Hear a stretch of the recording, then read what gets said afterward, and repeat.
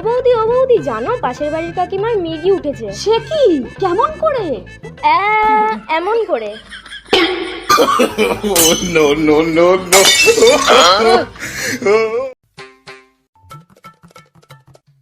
মাতাজি, আমার ব্যবসা না একদম ভালো চলছে না। আপনি কিছু একটা করুন যেন আমার ব্যবসাটা রমরমিয়ে চলে। এই নে, এটা সব সময় পড়ে থাকবি আর আমার কথা স্মরণ করবি। তোর ব্যবসা রমরমিয়ে চলবে। ঠিক আছে মাতাজি।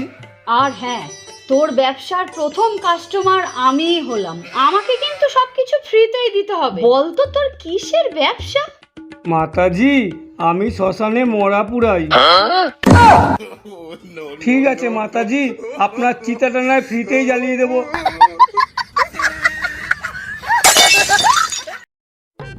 উফ, এই নাও। কি গো, শপিং করলে? হ্যাঁ, ওদিক দিয়ে আসছিলাম, একটু মলে ঢুকলাম, ভাবলাম শপিং করে নিয়ে আসি।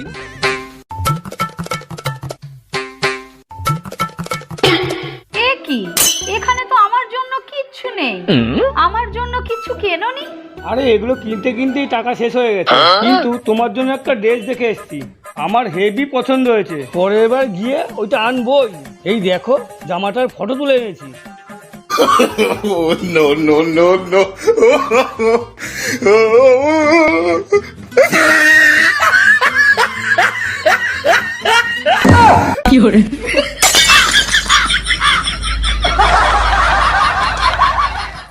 আচ্ছা জিঙ্গেল, ভগবান যদি ওপর থেকে এসে এক পাশে টাকা আর এক পাশে যদি বুদ্ধি রাখে, তুই কোনটা নিবি? কেন টাকা নেব? তুই একটা বোকা, আমি হলে তো বুদ্ধিই নিতাম। যার যেটা কম সে তো সেটাই নেবে।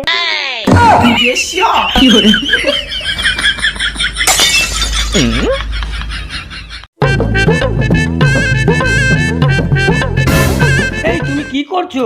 কেন? আমাদের ঘরে যাতে কেউ নজর না দেয় তাই লেবু লঙ্কা লাগাচ্ছি। আরে এতে লেবু কোথায়? তুমি সাবান লাগাচ্ছ কেন?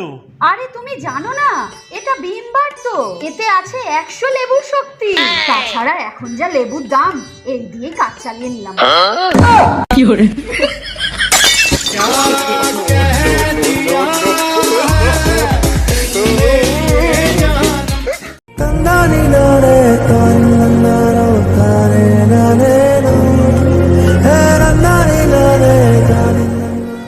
বাবা, তুমি এত গরিব, ছেঁড়া গেঞ্জি পরে আছো?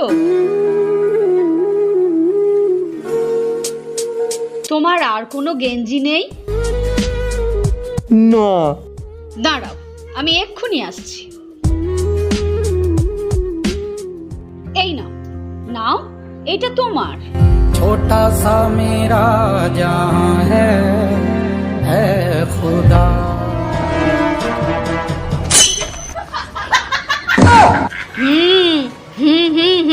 আমাদের বাড়ি ছেঁড়া জিনিস পরা যাবে না।